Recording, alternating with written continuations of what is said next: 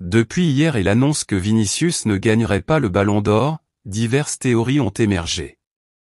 Au Brésil, on cite le racisme comme la raison principale, tandis que le Real Madrid évoque des mains cachées de l'UEFA et du Qatar. Cette nouvelle n'est pas seulement un fait divers, mais un des grands coups de l'année. L'absence de Vinicius comme gagnant, et finalement la victoire de Rodri, joueur de Manchester City, ont provoqué colère et frustration dans les réseaux sociaux et médias, à Madrid et au Brésil. À la recherche de raisons, des théories du complot indiquent des mains cachées dans la décision de France Football. Les médias brésiliens parlent ouvertement de racisme. Je ne peux pas séparer le cas de Vinicius de la question raciale, vu tout ce que nous avons observé. Ce prix est européen, même si 100 journalistes du monde entier votent. Ce n'est pas seulement cette saison, mais aussi celle passée, où il a eu d'excellentes statistiques, explique Anataï Matos, analyste pour Globo Esport. Gustavo Hoffmann, journaliste pour ESPN Brésil en Espagne, a dit, en Europe, il y a au moins une réticence envers Vinicius de la part des capitaines, journalistes et européens en général.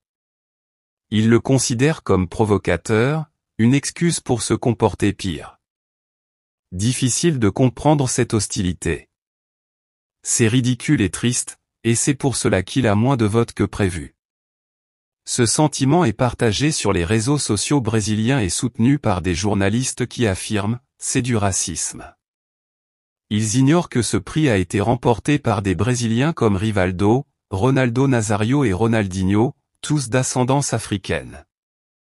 À Madrid, une autre théorie du complot est soulevée, indiquant que Vinicius aurait été victime d'une alliance entre l'UEFA et le PSG, donc le Qatar. Selon cette théorie, une main cachée voulait punir le Real Madrid, déclenchée la semaine dernière quand Mbappé a gagné un procès contre le PSG. La Ligue française a ordonné au club qatari de verser 55 millions d'euros. À ce moment, Nasser Al-Khelaifi, président du club, aurait contacté France Football pour demander qu'aucun joueur du Real ne gagne le Ballon d'Or. Cette théorie du complot inclut l'UEFA, qui coparraine le Ballon d'Or, cherchant à punir Florentino Pérez pour son projet de Super League. Que pensez-vous de cette catastrophe chez France Football ? Le Real Madrid doit réagir. Madrilène, nous couvrons les actualités du Real Madrid chaque jour. N'oubliez pas de vous abonner pour nous soutenir.